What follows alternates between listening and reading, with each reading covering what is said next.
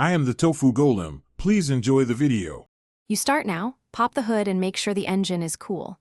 Use a Phillips, flathead, and an 8mm socket. Keep a small vacuum handy. First, find the plastic airbox on the driver's side and remove the visible clips and one 8mm bolt. Don't overthink it.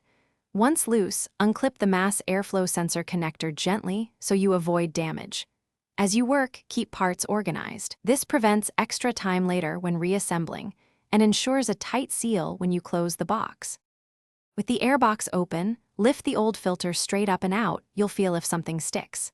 Inspect it. Heavy dirt, oil, or rips mean replacement.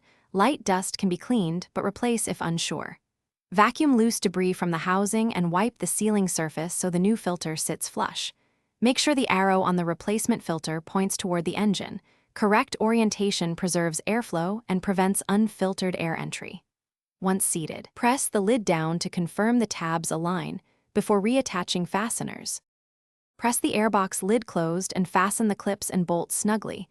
No need to over-tighten, just secure. Reattach the mass airflow sensor connector. A loose plug can trigger a check engine light.